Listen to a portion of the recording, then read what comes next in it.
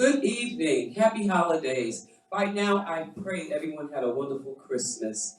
We are here today with what's on your mind, and we are going to talk about virtual learning.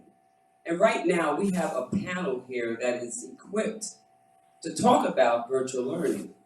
We have a student teacher here, James, is a student teacher from the North Board of Education, and a student, a senior from Rutgers University. And then we have Natasha, that's his graduate from Rutgers University, that is a teacher on virtual learning from the 11th grade from the Board of Education. And the reason why I wanted to talk about virtual learning is because I experienced, I had a challenge, I had the privilege of working with a student, a kindergartner, doing virtual learning. And believe me, it was a challenge for me. He was not my child, but I had the opportunity to work with him. And it wasn't easy. It wasn't easy for him, and it wasn't easy for me. And it stayed on my heart because I felt like if this was, it was my concern, I'm sure it was the concern of other parents, how the children were reacting to this virtual learning. And then I started being concerned, well, are they really learning? Is the teacher really excited about this? Is the teacher grading these students? How is she grading them? Because from kindergarten, we all know that they don't sit still that well as some adults. But it's hard because I was watching the children as they were as she was trying to teach them even to spell their name. And it was hard because she has maybe 19 students and they're on virtual. They're supposed to be sitting down with their camera on her, and she has to tell some of them, put your camera on, you can't be sleeping, you can't play with the toys. That brought a concern to me, because I wanted to know, were these children really learning? So that's why it was pressed to my heart to talk to educators that are really up against teaching virtual learning. So we have James here that is, like I said, a senior in college. Now, he was going to school, and of course, like everyone else, he had to come out and he had to start virtual learning. So, and then he had the opportunity to start teaching virtual learning. And as we have Tasha as well. But right now, we're going to ask James, how was that for you to be a senior in school? You're in the class with your professor, and now all of a sudden it stops. I got to go online and do virtual learning. How was that for you? So that was a struggle. I would say it was a struggle. First and foremost, a lot of the professors are older, and they're not the more technologically aligned professors. So when we transferred, I had one professor who completely disappeared. He sent us 2 emails the whole semester to just say turn in your papers. So I had some of that, which certain professors weren't able to really work with the virtual learning. I had others who did join and were able to give me a lot more material, but the workload started to get a little heavy. Some of them felt like because we were at home and we were online that we really have more time, which I would say we had less time because it's a lot more sitting in front of the computer. So I found myself one week sitting in front of the computer for like 12 hours straight. So it became a little difficult, especially with these professors who didn't really understand how to work it. So that was a little frustrating. Some of them who weren't able to communicate virtually. So taking that social cues from our in-class discussions were a little different now because all we had to do is type in a discussion board. Sometimes we had professors who just wanted us to submit their papers and that was it. So we didn't really get to really let that material marinate in us so that we really understood what we were talking about. It was more just finish the assignment, turn it in, do it for next week, and repetitive cycle that really just kind of I know my information, but I haven't really learned and been able to internalize that information. So I would say overall the experience to just jump from one to the other was very rough. Starting for this semester was a little more easier because they knew they had to be prepared to teach virtually online. But again, some of them were not the best at communicating that or the best at really working with technology. See, and that was my concern. whether these children are actually learning or are they just going through the process? And how much does the teacher know that this child is really learning this information? Or is she just there teaching them? She's doing the best that she could with what she has. But are our children really learning? Natasha, you are a student, you are a teacher in the Newark school system. And I believe you teach the 11th grade, am I correct? Yes. How is that for you? Well, besides it being a privilege that I have a job right out of college and it's in the grade that I always wanted to teach, um, it's extremely difficult because as a first year teacher, you face these challenges that you knew you were going to be up against, but you couldn't imagine what it was going to be like. And now the challenges you're facing, no one really has advice for you because most likely the same challenges they're facing are the challenges you're facing. It just feels like it's doubled because it's also my first year. So I feel very unequipped to deal with the situation, but I trust that my program at Rutgers University has prepared me well for this. And my student teacher last year has also prepared me well enough to be an educator and to use technology as a tool for learning. So having that and being fairly young myself, the technology aspect, like James was saying, wasn't too hard for me. I just didn't expect students to have the challenge that they were having learning virtually, especially because we're in the 21st century. It feels like technology is all around us, Right. but our students don't necessarily know how to learn through technology. They know how to use it, but not as an educational resource, I should say.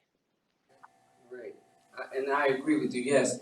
That is really important. They know how to use the equipment, but do they really know how to use it for learning?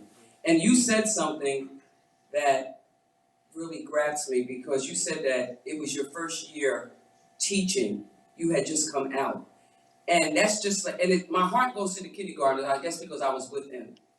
And it was his first year being in school. So if it was hard for you, what do we think about the children that it's hard for them to sit still and to listen?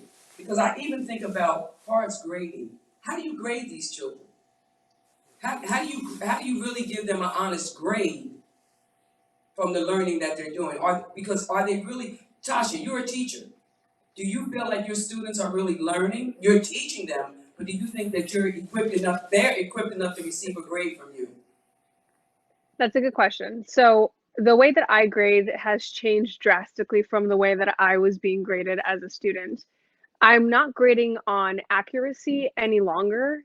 And this is something I learned to do as a student teacher in just teaching NPS. Um, but I grade based on progress. And although it might not be as upfront as learning in person was, the progress is there. So if you just sit down, like I was reflecting on my unit one, right, before we went on break, and I was looking, I was like, why are these papers still like this in December? They should be much more evolved in December if I was comparing it to in person learning. But when I start sifting through the very first assessment I gave them, I was like, wow, they've improved. So it's about measuring the progress, and that progress is going to be slow. And it's going to be slow based on not just the student, but their background information, what they've learned in their past years. But it's also going to be slow because it's a new world with new challenges. So just expect a slower progress rate. But I can guarantee you that they are learning. It just doesn't seem like they are because through all these years, we've had quick results and now they're just a little more delayed. And if I can add on to that, I think that's really a good point because I wasn't in my classroom every day for the semester, for the fall semester, from September to December. For next semester, I will be. But I started teaching body paragraphs in seventh grade. So writing is one of the key aspects that I teach a lot on. And how I expect body paragraphs to be written are different than how I would receive them in seventh grade. One of the things that I had to learn myself as a teacher was to say, I know where I want them to be, but it's not so much of making sure they get there now, it's making sure that we're moving together in the journey to get to our destination. Because what's occurring is I don't have that privilege to sit down with them one-on-one like we would in person and say, all right, this is where you're having some issues. Let's work on it together. Now it's kind of like after school, they don't want to be there. Sadly, sometimes I don't want to be there. I want to get off when it's over because it's been such a long day, and then you have to account for technological, concerns. Make sure kids can get on, especially in Newark. It's really sad, but it's really true that a lot of kids don't have internet access. So I have one kid who, every time she does the assignment, she says, "I wish," in our exit ticket, she'll say, "I wish I was there for the class, but my internet wasn't working." So she's always coming in and out of the classroom. So when I look at progress, especially when it comes to like me and writing. Writing is very meticulous. It takes a lot for a lot of people to learn how to write and all the different portions of it. So when I first started to talk by paragraph, they loved it. We did like some jazz with it. We talked about pizza and how writing is like making a pizza pie. And now, like I went to Go Grades and the last by paragraph they did. Though this is the third time we did by paragraphs, you can see how much they've grown. It's the progress that they're making. So I see that. So I'm not going to grade them on, oh, this is where I thought you guys should be, so I'm going to give you a lower grade. Now I'm at the point where I'm just like, I see you did it. You did good. You did really good. I have some couple of pointers I want you to fix. And then I'm the kind of person I'm saying, if you fix it and turn it back into me, we'll get you a higher grade. Because especially that we know in teaching, when you get a lower grade, sometimes that makes you not want to try anymore. And in this community that we're in now online, you really don't want kids not wanting to be like, just give up, because you already have to get the struggle to get them to show up on time in the morning, make sure they're doing their work. So then the struggle is, I really want to make sure you're learning it. So we'll do it together in class, but then sometimes I don't have the access to call them after and be like, let's work on this together. So I'll try my best to write in their notes positive feedback saying, you did really good on this one, you did really great here, let's work on this. And you'll start to see that as we progress through writing by paragraphs or in whatever lesson you're teaching, you'll start to see them start to pick up on the things that you're doing. So again, as Natasha said, really a slow process, very slow. You're not going to see the dramatic growth that you have seen in person because again, that social connection, you being their favorite teacher, or you having that emotional connection where you're like, yeah, let's party while we're doing this. It's not there completely, but it's a good thing to see that they are growing, just not at the pace we're used to, I would say. That's good to know. See, I'm glad I did this because I guess I'm thinking of the old way, how we learn. And I guess listening to you now, you and Natasha, it's a process, and I like that. So that helps me better to understand that these kindergartners and first graders can learn. They can do it, and that's a good thing if they have the teacher that really wants to help them. I like that. Okay, there's some pros and cons in this, right? Yeah, absolutely. Okay, so what are some positive? I like to think of the positive first because I know there's negative in it, but there's positive in everything that we do. It may look gloomy, it may look like there's no hope, but there is hope. So what is some positive from doing this virtual learning? So I guess a positive I've had is that you get to explore a little bit more with the students. Curriculum has really had to expand due to the technological, aspect we're in right now. So I think I've had some more leniency in where I can teach and what I can teach. So I did a lot more musical aspects into our English class. So even though we're English class, we did reading and we did some musical aspects in the class, and the kids really started to like that. That we started doing every Wednesday. So we did hip hop, we did soul music, and we did jazz so far. So we're working on some other ones, and we did rap. So last one for rap, they were really getting into it. I had students who really wanted to, write their own poems and read it out loud, and that was amazing. So I think that's something that I can bring into the classroom on top of whatever skills I need to learn within the classroom. So you get to explore a little bit more about the students. And you get to, I think for one of their benefits, you have the ability to gamify everything. So I get to turn everything into a game and make it fun. So that helps to keep their attention. For us, that's a great thing. For them, it's like, I'm not bored sitting here for 6 hours online. So I think that was one of the positive things I got out of it too. Well, that was a smart thing that you did. Let's make this fun. And that's how we have to do the little kids. Absolutely. You have to learn, but it's going to be fun through learning. There is fun in learning. Natasha, what was the positive that came out of the virtual learning for you? I have a lot. Actually, I've used technology, but as a just an extra, and now I use it as my main source of that I base my lessons around. My kids have learned to share Google Docs. I'm going to take that as a skill I taught them. My kids have now loved interactive slides. I used something called Pear Deck to do interactive slides, which they liked, but it wasn't essential. And now I know if they're on or not because I can see their activity on my own screen, and my kids get to interact with the slides that I'm using. So I know what they like and what they don't like. I know what captures their interest and what doesn't capture their interest. So I feel like it's been a learning curve, and it's kind of allowed teachers to take a second look at their lessons as well and be like, maybe this isn't working.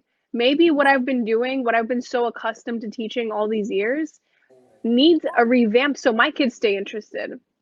And just from me being a student teacher last year, I thought about recycling some plans. I couldn't do that. I had to revamp it and I made it a lot more interesting because I had to due to virtual learning. So it allows us to reflect. It allows us to, like you were saying, you were thinking about the old school type of learning, and I was too when I went into teaching.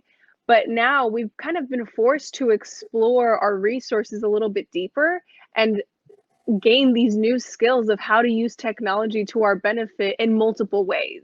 So it's been a great learning curve for me, my students, my colleagues, my peers, everybody. Good. That's being creative. You made me excited. Hmm. It made me want to do it. And that's good because if this didn't, and I think about through this pandemic, it was a sad thing, but it was some good in it. And I tried to take out the good because there was some good. Financially, students doing better, teachers being creative. And I thank God, everything bad is not always bad. I mean, it happens, but let's make good out of this. Let's take the positive. Take some positive out of it and make it work. And you being creative, you've done that. You didn't have to go back to the old way. You made it more interesting to the children that they want to get on. And that you found a way for them to be on, and you knew they were on. James, on the other hand, gave them music. We love music. Music makes us move. My daughter used to do her homework with music, and I couldn't understand it. And me, I got to turn off everything. I said, be quiet. But she said, Mom, go in the room. She would tell me, Mom, I'm really doing all right. How you doing your homework with this music? Until this day, she still works with her music. So it works. And if it works, why stop it? But can you have used this in the classroom if there wasn't a pandemic, if you were in the class, did you use that same skill? So I would try my best to, one of my teacher philosophies is one of the things you hear about. My teacher philosophy is I want the kids to connect with the material I'm teaching. I don't want to go up there and teach something and they're bored out of their mind because I'm the only one connecting to it. They're not really learning, they're just appeasing me. So I tried my best to get that through. And I think it's both something I've enjoyed because I've learned more about the music and I learned more about history. So it appeases me as well. So I think, yeah, most definitely if I was inside the classroom, I would try to structure my class the same way. I would try to use it. It would be much better because I would have the social connection that I like, Right. especially I'm a social person, so I like that better. But yeah, connecting it with music, connecting it to art, connecting it to things that they love would most definitely be useful in both virtual and here. And I'm glad I did it virtually so that if I do want to teach the same thing next year, I have something to already base it off of. Right. Then they probably think you're a cool teacher I think too. I'm a cool teacher. That's There what I you wanna go, do. and then you get them. Yep. We want to be cool. We have to get them. We thank God for that. What is the negative part that came out of this? Natasha, what was some negativity stuff that came out of being virtual, going virtual?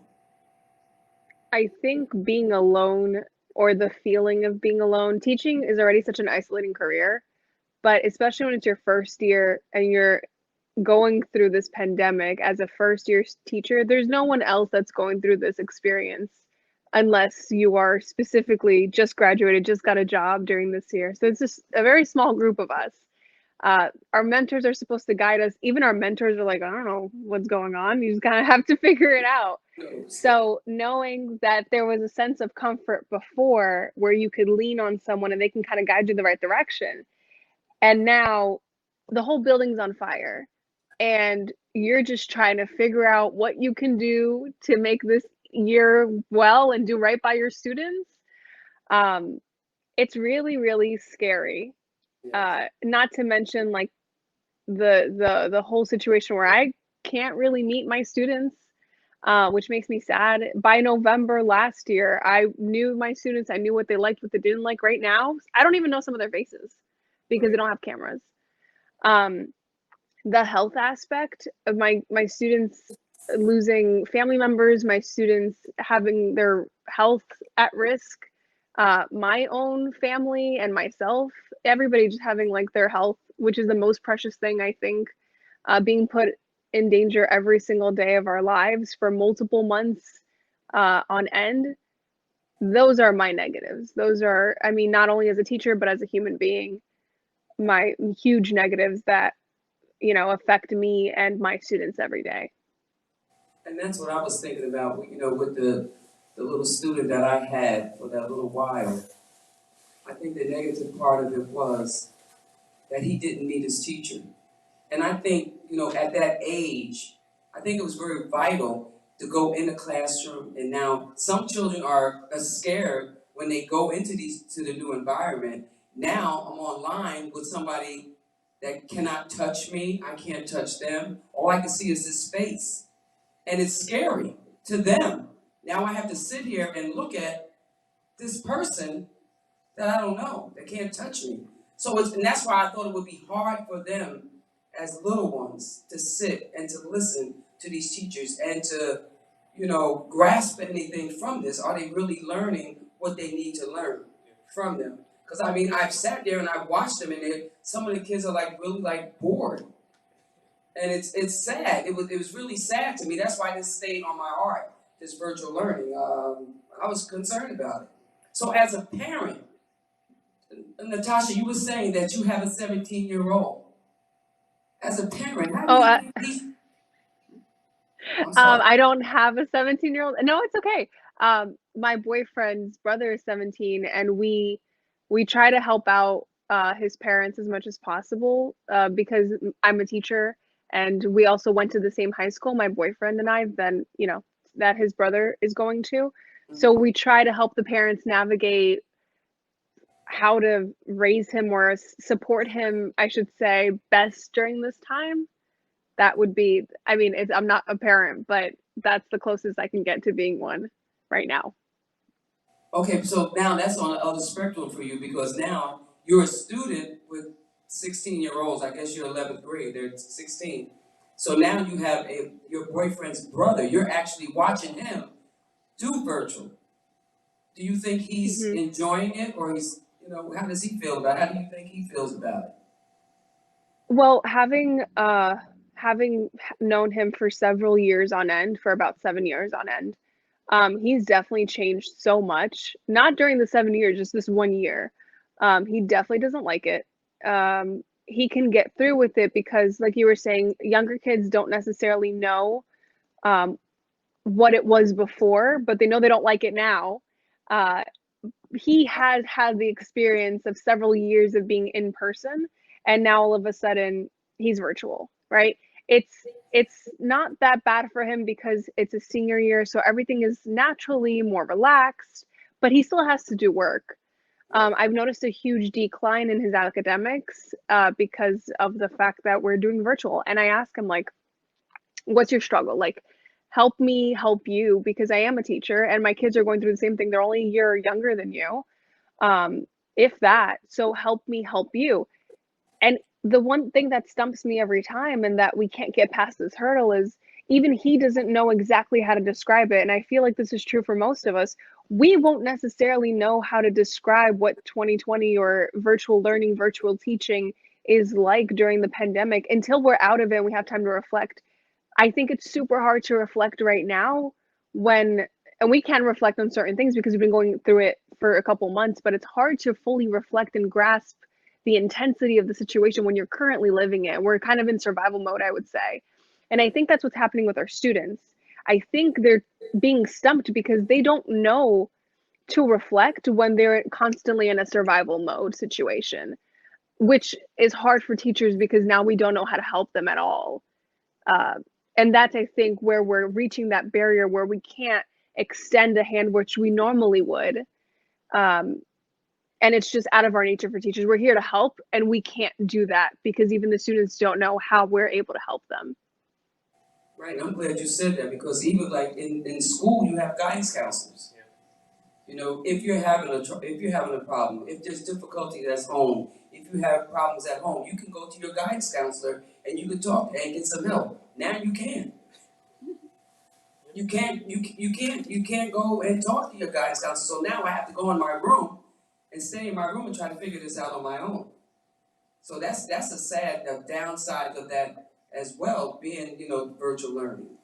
It's you lose that, which is sad as well because children have been reached behind a guidance counselor. Children have been saved behind a guidance counselor. Children were able to eat behind a guidance counselor. Now some of them are still not eating because of this. So there's good and there's bad in it. There's good and there's bad. So I think to add on to that, on a larger level than what Natasha was talking about, the lack of preparedness that specifically the American education system has not prepared for the situation. I recall being in second grade, third grade, fourth grade, hearing my teachers being told you need to incorporate more technology. You need to learn how to use your smartboard or use your Google. And a lot of them would be like, I'm not going to do it. I'm not going to be here much longer. Blah, blah, blah, right? All of this negativity. And now it's come to the point where people are still in the job and no longer know how to be functional in the job. Oops. So we have some of these struggles where, I think what was really sad to me was that teachers are some of the most like chameleon-based people. We were able to change colors. We're able to adapt to everything. We're able to really communicate in different ways, all these different things, like talent that no other animal would have. But it came to the point where this year you see so many teachers who stayed for so long in this field. As soon as they're told they have to change their ways, leave. So we're stuck with now the quality teachers are gone because they no longer want to put in the effort or they no longer feel like they can. Then you're stuck with the underqualified teachers who really don't know what's going on or how to, first of all, they were struggling teaching in person. Now you want them to teach online. And then you have the problem where districts across the board, across the United States, were not able to even help their students. There's no one-on-one laptops, so that means students either have to use their own laptops, or I know students in Newark who have to share their laptop with 4 other siblings. So you're not getting the quality, you're not even being able to meet your teacher face-to-face during the class time because you have to let your sibling do it. So now I have a day, I'm Monday, you're Tuesday, Wednesday, and Thursday, right? Then you have students who just don't have internet. Like, sadly, it's the 21st century. You would hope and pray that everyone would have quality, Wi-Fi. But the fact that Verizon, T-Mobile, and Sprint had to come together, try to give people hotspots, give district hotspots that don't really function the way normal house Wi-Fi would, that brings down the quality of education. And really, this lack of preparedness has really brought down quality of education across the board. Students are not able to really learn at the way it would. So if we had a plan, that's why planning is essential. That's why we, as teachers, have to lesson plan the week before so that we're prepared. So if we had this prepared, students would not have to be at the decline they're at. Teachers would not have to struggle the way they're struggling now. And the blame doesn't just go on teachers, it goes to the administration, it goes to the states, it goes to government. Government has placed education at the bottom, especially in America, at the bottom of the barrel. So now we're suffering. I think to the biggest point, when you're the head of the entire United States for education, is pushing against everything that needs to be done. The fact that she didn't really help the teachers who had to transfer everything from physical to virtual in a week by themselves. No one was there guiding them, helping them. The fact that there was no plan really just kind of shows that. It really shows our perspective in America of what we think of education. Like you said, some of these kids, school was their only place of refuge. So this was their livelihood. This is how they survived day to day. They got up to go to school to see that one specific teacher so that they wouldn't, disappear as a number. Now we don't have that because no one prepared for it. And I find that really upsetting. I find that really oof, because when you look at other countries, they switch and nothing, and they're benefiting from it. They're getting better from it. We switch, and we act like we're like Sprint.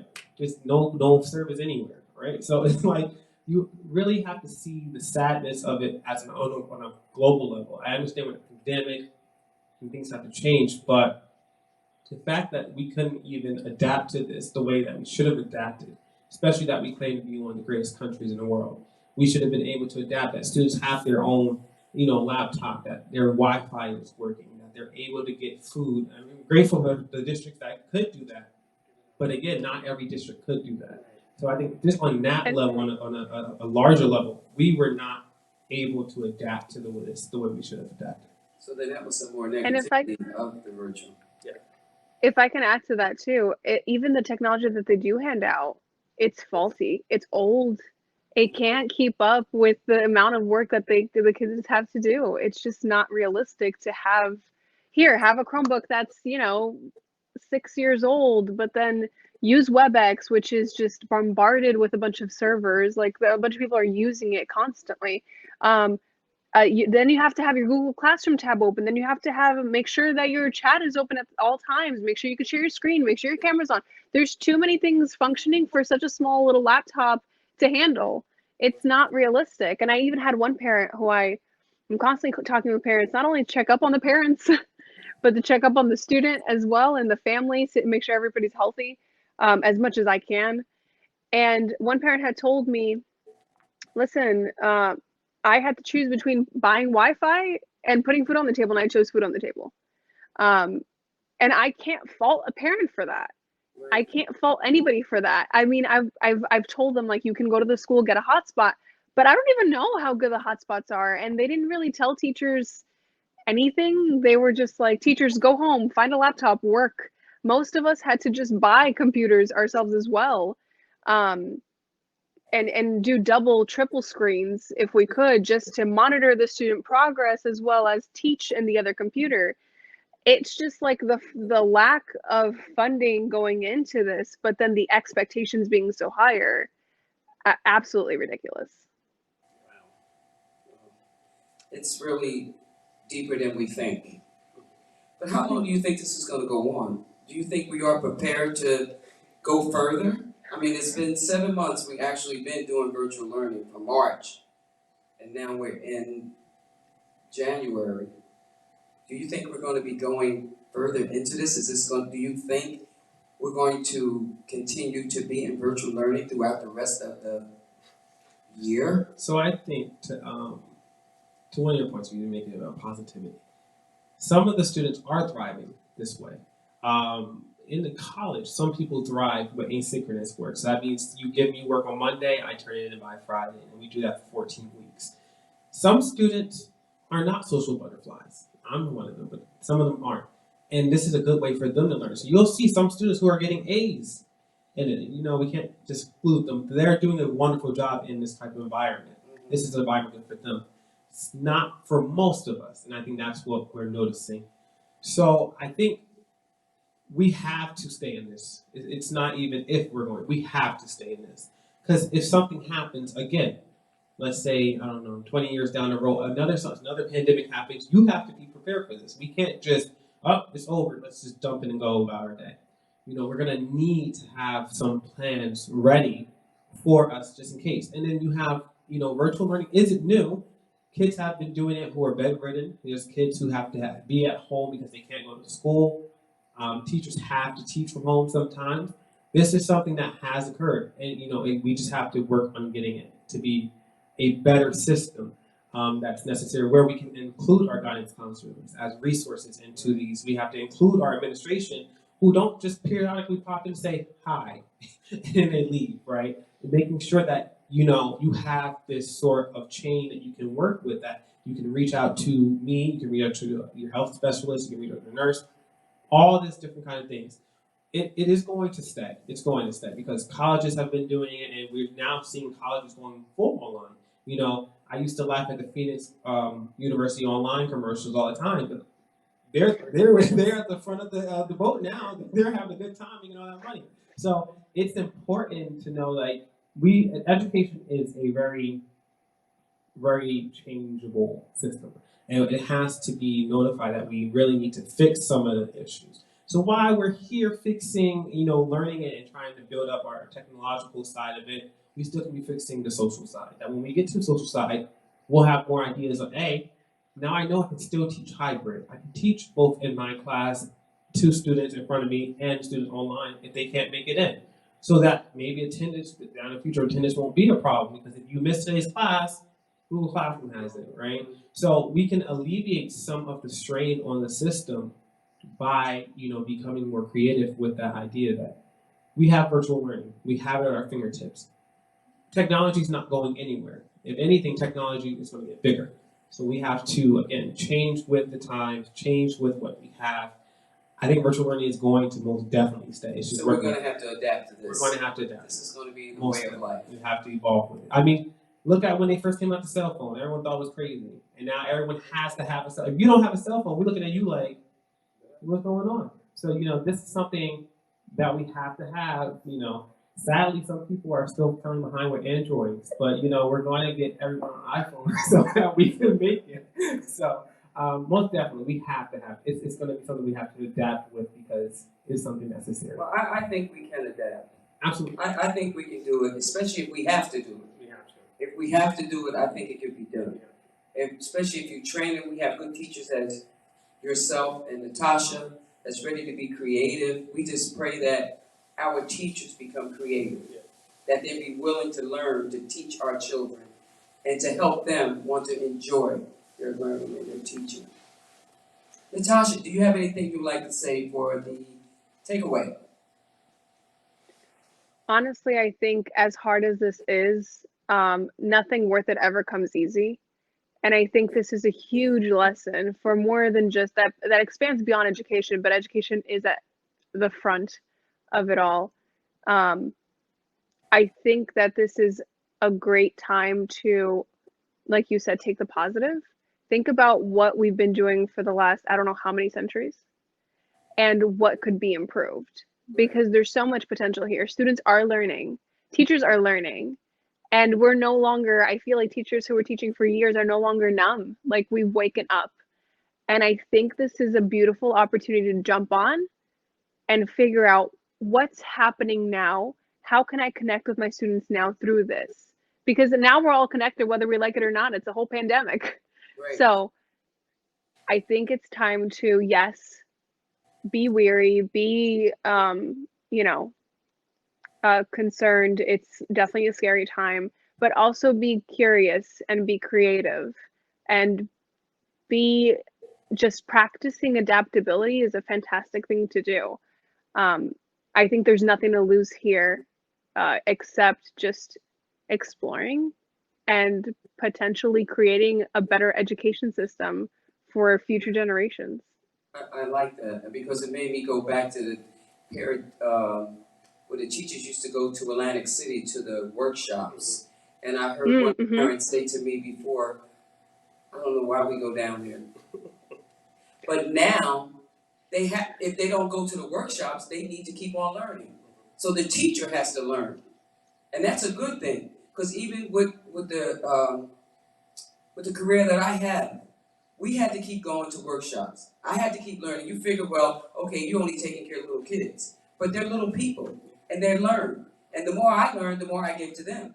So it's the same thing. If a teacher that is already a teacher continues to go to these workshops and keep learning and get creative, they're going to get excited, so they're going to bring that to their student, which is going to make it better. So we hope that this is what's going to happen in next centuries to come. And I think just to add on, education has to be something we see not just as schooling, not just as teachers being involved in everything. Education is something that really mends together everything we do. Every day you're learning, that's education. Every day you're teaching someone, that's education. Right. Every day you get up and you see something new and you observe it, that's education. and seeing it as not just the journey of, oh, I went through kindergarten through 12th grade to college. That's not just the journey of education, right? We have to make sure that we understand that education is continuous. And those of us who stopped, learning are now helping to impede everyone else. So we have to make sure that we're starting to learn. We have to consistently. You can tell a teacher when you walk into a school who's good versus a teacher who's not. And that's because you can tell who keeps learning. If someone's sitting there and you go in their classroom, they're all bored, the teacher bored, the student's bored, it's dark and glare, they've been doing the same thing for 16 years. Right. And that's the scariest thing I used to hear. I've been doing this for 16 years. That's the problem. 16 years, so much has happened. We have to change it. The teachers, you go into the classrooms where they're happy, they're excited, they're dancing, everyone's learning. You think they're having so much fun, they're not learning, but they are. That's because they learned that, hey, some of my students learn by having fun. And I think, even more so, we have to really, especially in America, we really have to strive to make education better than what it is. We have to really make sure that people are understanding the importance of it, because I don't know if anyone's really paying attention to it, but statistically, people of color are at a disadvantage right now. In this whole entire, since the pandemic started, we've been at a disadvantage with computers, we've been at a disadvantage with learning. We've already been at the bottom, and now we're getting pushed even further down. So we have to really strive. In education, they always say all the time, I don't know why, but we always say it's the great equalizer. But as you can tell now, it's not equalizing a lot of people. If anything, it's hurting a lot of people. So this virtual learning is a testament really to us to understand that we need to fix a lot of things. And come with education is social change. It's the activism. It's all of this.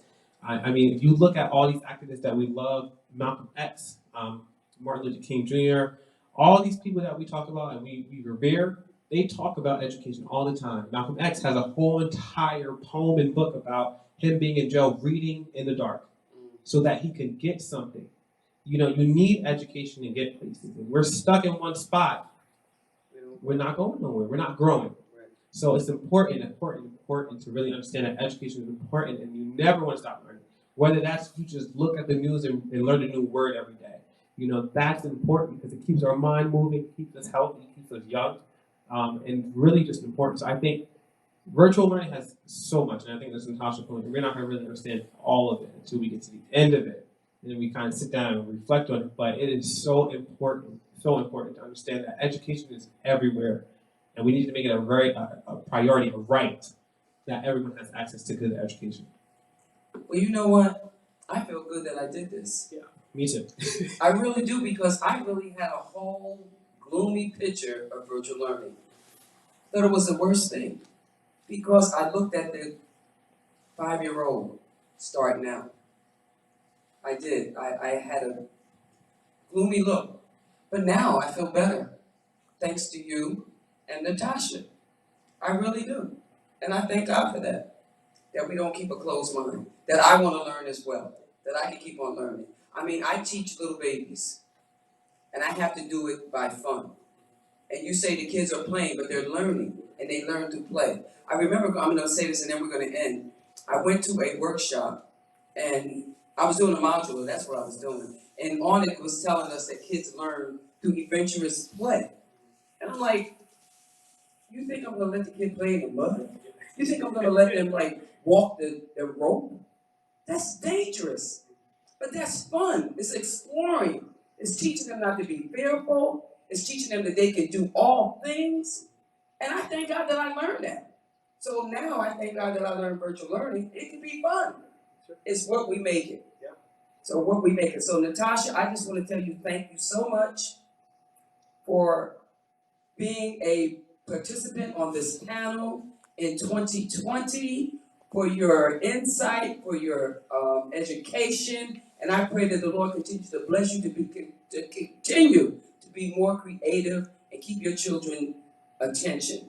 James, I thank you from the bottom of my heart for you bringing Natasha to us, and I thank you for your participation as well and for the insight that you gave me.